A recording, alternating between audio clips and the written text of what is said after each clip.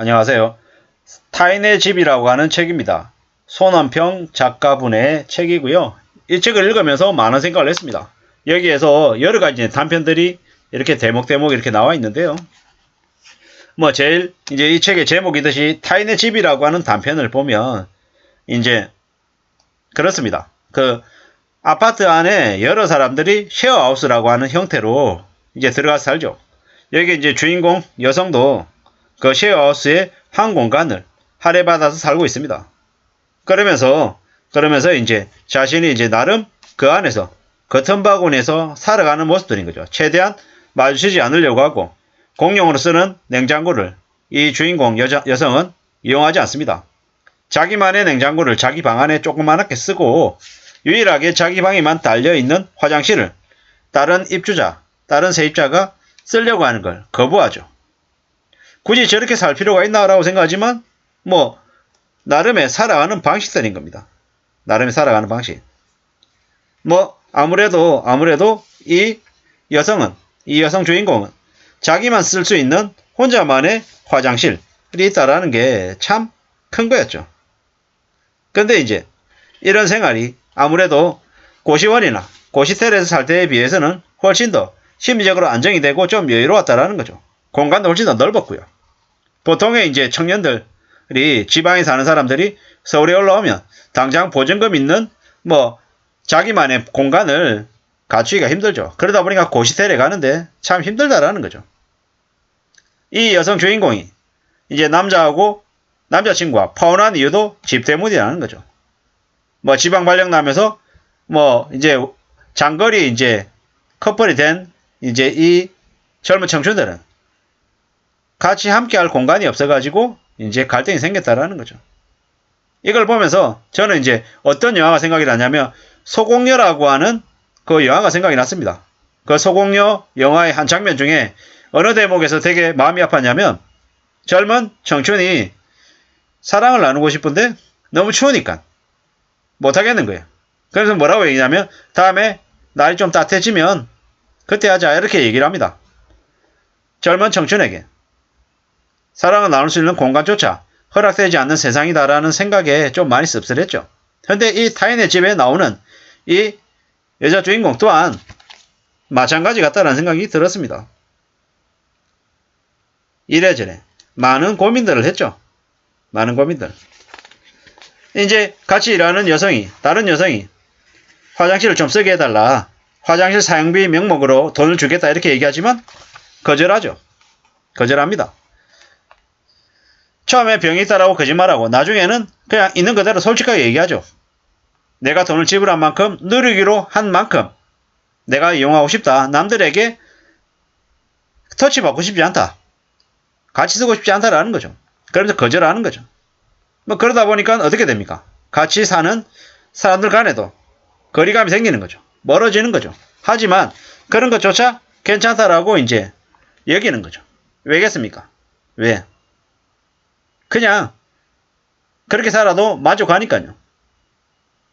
실제 이제 세입자, 원래 이제 그 아파트를 전세로 받은 세입자는 이제 그 자기가 살고 있는 그 공간에 비어있는 방들을 이제 또 이제 추가로 임대를 해준 거죠. 남아도는 방에 싼 값으로 세입자를 추가로 들여서 수익을 만든 거죠. 세입자의 세입자가 된 거죠. 법이 정해놓은 선을 따라서 걷기에는 세상이 허용하는 범위가 너무 좁고 그리고 그 범위조차 너무 좁기 때문에 어떻게든 좀 살아내겠다라고 저런 선택을 한 거죠. 나중에는 이 여성은 나도 이런 아파트를 장만해서 살고 싶다. 이런 꿈도 꿉니다. 지극히 당연한 얘기죠. 당연한 얘기입니다. 근데 나중에는 오래오래 저렇게 살 수 있을 거라고 생각했던 그 공간이 진짜 집주인이 그 집을 팔겠다라고 결심하면서 달라져 버리죠. 순식간에 이제 나의 공간이 날아가게 생긴 거죠. 씁쓸한 얘기입니다. 한데 다른 한편으로 봤을 때는 이제 그러한 아파트 전세를 보러 다니는 이제 청춘 부모님 대신해 가지고 이제 그 집을 이제 전세든 매매든 이용하려고 하는 사람이 있는가 하면 이 주인공 여성처럼 세입자의 세입자가 돼서 남의 집에서 그렇게 좁은 공간을 만족해야 하면서 사는 사람이 있더라는 거죠. 길을 써서라도 자기 공간을 마련하고 싶어하는 그런 마음이 누구에게나 다 있는데 그런 것조차 쉽지 않더라는 겁니다. 쉽지 않더라는 겁니다. 참 이런저런 생각들이 많이 들었습니다. 여기는 뭐 타인의 집이라고 하는 그 작품뿐만 아니라 다른 형태 여러 가지의 이제 단편들이 이렇게 모여 있습니다.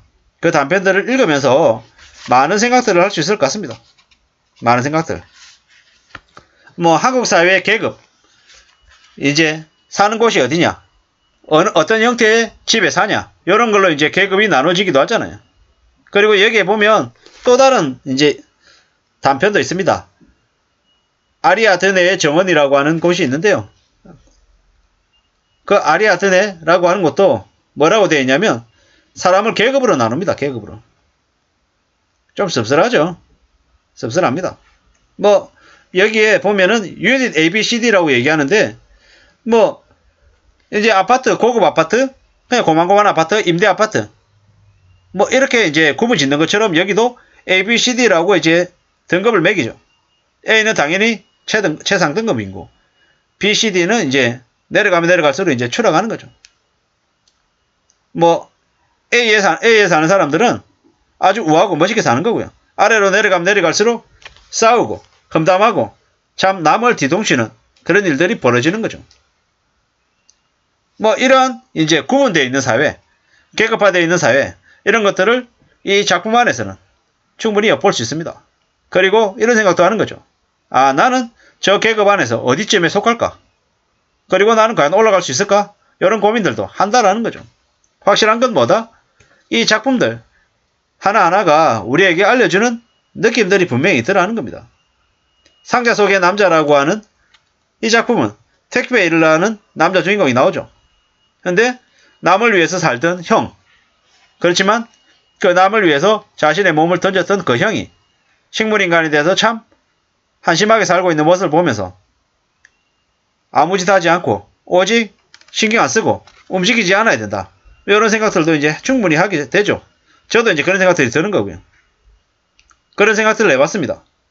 함부로 뭔가를 해서는 안 된다. 결정하지 않아야 된다. 라는 거. 당연한 얘기죠. 당연한 얘기입니다.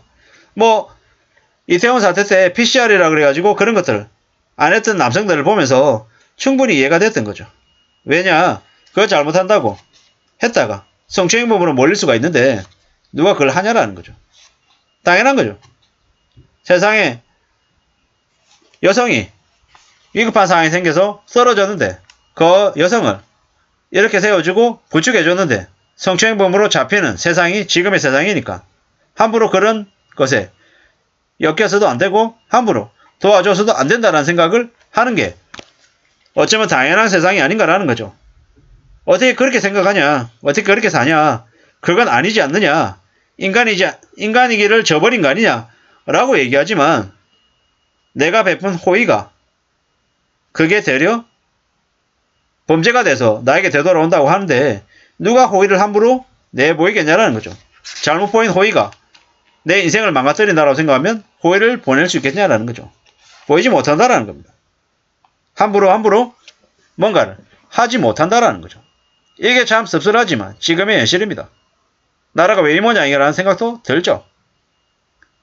언제 어떻게 무슨 일로 위협을 당하거나 가지고 있는 걸 송두리째 다 뺏길지 모르는 평범하고 보통의 수준인 사람들이 너무 이기적인가, 너무 개인적인가 라는 생각도 듭니다. 하지만 그들이 그렇게 사는 것, 어쩌면 저 또한 그런 개인주의를 지금 추구하고 있고 내가 남에게 피해도 주지 않겠지만 내가 또 남으로부터 피해를 받지도 않는 거다. 이런 생각들도 합니다. 왜겠습니까? 너무 불안하니까. 너무 무서우니까. 세상이라고 하는 것이 나를 어떻게 집어삼킬지 모르니까 그런 생각들을 하는 것 같습니다. 참 살아가면서 이런저런 많은 고민과 많은 생각들을 하는 요즘입니다. 어떻게 사는 게 현명한 걸까? 무엇을 추구하며 살아야 될까? 이런 생각들이 드는 대목에 타인의 집이라고 하는 책을 읽어보시면 좋을 것 같아서 말씀을 드립니다. 아무쪼록 참고가 되시면 좋겠습니다. 손원평 작가의 타인의 집이라고 하는 책입니다. 기회가 되시면 꼭 읽어보시길 추천드립니다. 감사합니다.